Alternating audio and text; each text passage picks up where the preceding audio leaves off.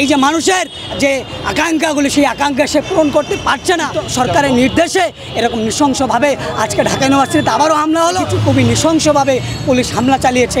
আমাদের তাহলে বিভাজনের রাজনীতি দিয়ে মানুষকে বেশি দিন ভুলিয়ে রাখা যাবে না। টিএসসি থেকে রাজু ভাস্কর্য থেকে মিছিল নিয়ে স্বরাষ্ট্র উপদেষ্টার কার্যালয় অভিমুখে যাচ্ছিলাম। শান্তিপূর্ণভাবে আমাদের মিছিল যাচ্ছিল। আমাদের মিছিল যখন এই হাইকোর্টের সামনে শিক্ষা ভবনের সামনে যায় তখন আমরা দেখেছি পুলিশ খুবই নৃশংসভাবে ন্যাক্কারজনকভাবে এই আওয়ামী লীগের আমলের যে পুলিশ সেই রকম একই কায়দায় পুলিশ আমাদের উপর সন্ত্রাসী কায়দায় হামলা করেছে, টিয়ার গ্যাস ছুঁড়েছে, সাউন্ড গ্রেনেড ফুটিয়েছে। আমরা যখন পিছু হটছি, আমরা যখন ক্যাম্পাসের ভিতরে ঢুকে গেছি, আমাদেরকে ক্যাম্পাসের ভিতরে ঢুকে নৃশংস কায়দায় হামলা চালানো হয়েছে। আমরা দেখেছি 15 জুলাই ছাত্রলীগ যেমন ঢাকা বিশ্ববিদ্যালয়কে রক্তাক্ত করেছিল, 17 জুলাই ঢাকা ইউনিভার্সিটির যেমন সাউন্ড গ্রেনেড ফোটানো হয়েছিল, আওয়ামী লীগের পুলিশ, বিজিবি, সেনাবাহিনী, সোয়াট যেরকম করে ঢাকা বিশ্ববিদ্যালয়কে রক্তাক্ত করেছিল, একই রকমভাবে আজকে অভ্যুত্থান পরবর্তী সময়ে অভ্যুত্থানের যে সরকার এই সরকারের নির্দেশে এরকম নৃশংসভাবে আজকে ঢাকা ইউনিভার্সিটিতে আবারও হামলা হলো। এই ঢাকা ইউনিভার্সিটিকে আবারও রক্তাক্ত করা হলো। আমরা এর জবাব চাই। আমরা এর জবাব চাইতে ঢাকা বিশ্ববিদ্যালয়ের প্রক্টরের কাছে যাব, তাকে জিজ্ঞেস করব তিনি কেন ছাত্রদের নিরাপত্তা দিতে পারেন না। আমরা স্বরাষ্ট্র উপদেষ্টার কাছে জবাব চাই কেন তিনি আমাদের নিরাপত্তা নিশ্চিত করতে পারছেন না। আমরা বলতে চাই যে এই যে অভ্যুত্থান হলো বা বাংলাদেশের যে গণতান্ত্রিক যে আন্দোলন সেগুলোতে সবসময় বাংলাদেশের সকল জাতিসত্তার মানুষ ছিল। বাঙালি, চাকমা, আদিবাসী, ত্রিপুরা, মারমা সহ সকল জাতিসত্তার মানুষ ছিল। এই বাংলাদেশ সকল জাতি, ধর্ম, বর্ণের মানুষের এই বাংলাদেশের অংশীজন সকল জাতিসত্তার মানুষ। তাই আমরা বলতে চাই এই বাংলাদেশ কোনো একক জাতির রাষ্ট্র না, কোনো একক ধর্মের রাষ্ট্র না। এই বাংলাদেশে শুধু বাঙালিরাই থাকবে। তুমি কি আমি কে বাঙালি এটা কোনো কথা হতে পারে না। এখানে বাঙালি, চাকমা, মারমা আদি সহ সকল জাতিসত্তার মানুষ আছে। তাই আমরা বলতে চাই এই যে জাতিগত যে বিভাজন, জাতিগত যে নিপীড়ন, এই জাতিগত বিভাজন বন্ধ করতে হবে, জাতিগত নিপীড়ন বন্ধ করতে হবে। আমরা বলতে চাই এই অন্তর্বর্তীকালীন সরকার এই গণহত্যার বিচার করছে না, আহতদের চিকিৎসা নিশ্চিত করছে না, সিন্ডিকেট ভাঙতে পারছে না, দ্রব্যমূল্যের যে ঊর্ধ্বগতি সেটা রোধ করতে পারছে না।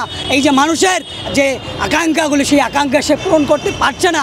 তাই সে জাতিগত বিভাজন জিয়ে রাখছে, জাতিগত বিভাজনকে উস্কে দিচ্ছে, তাই সে সাম্প্রদায়িক বিভাজনকে উস্কে দিচ্ছে।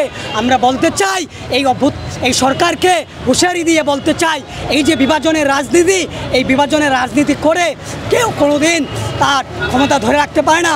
আপনাদেরকে বলবো এই বিভাজনের রাজনীতি বন্ধ করুন। মানুষের যে দৈনন্দিন যে জীবনযাত্রা সেই নিরাপত্তা নিশ্চিত করুন। তা যদি নিশ্চিত করতে না পারেন তাহলে বিভাজনের রাজনীতি দিয়ে মানুষকে বেশি দিন ভুলিয়ে রাখা যাবে না, ভুলিয়ে রাখা যায় না। আমাদের এই তথ্যটা আমাদের কাছে এখনও নাই। আজকে যে হামলা হলো আমি এখন পর্যন্ত দেখলাম 4-5 জনকে রিকশায় করে হাসপাতালে নিয়ে যাওয়া হলো, কিন্তু পুরোপুরি তথ্য আমার কাছে নাই। কিছু খুবই নৃশংসভাবে পুলিশ হামলা চালিয়েছে আমাদের। তারা যে কতটা গুছিয়ে বলেছে, কতটা শান্তি কী করছে সেটা আপনারাও নিশ্চয়ই দেখেছেন।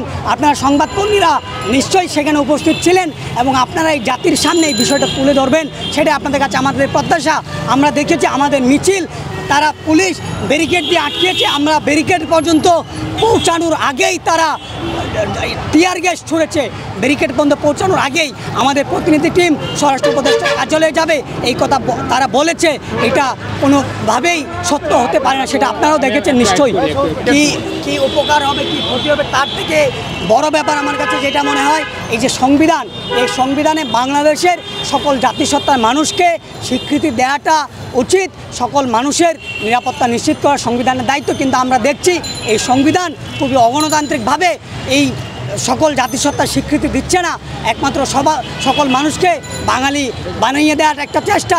বা শেখ মুজিব, এই যে মুজিববাদের যে কথা, শেখ মুজিব যেরকম বলেছিল তোমরা সবাই বাঙালি হয়ে যাও, এই যে সেই মুজিববাদী যে বয়ান সেটা এখনও রয়ে গেছে। আমরা দেখছি যে বিভিন্ন জাতিসত্তার স্বীকৃতি দেওয়া হচ্ছে না। আমরা চাই সকল জাতিসত্তার স্বীকৃতি নিশ্চিত করা হোক। আপনারা আদিবাসী জাতের পক্ষে কথা বলছেন, নিরাপত্তাহীনতায় ভুগছেন কিনা? আপনাদেরকে ওই দিনও মারলো, আজকে পুলিশ।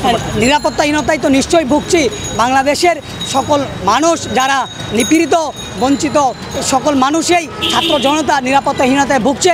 কারণ আমরা দেখছি বাংলাদেশ রাষ্ট্র সকল মানুষের নিরাপত্তা নিশ্চিত করতে পারছে না, জীবনযাত্রার যে মান সেটা নিশ্চিত করতে পারছে না।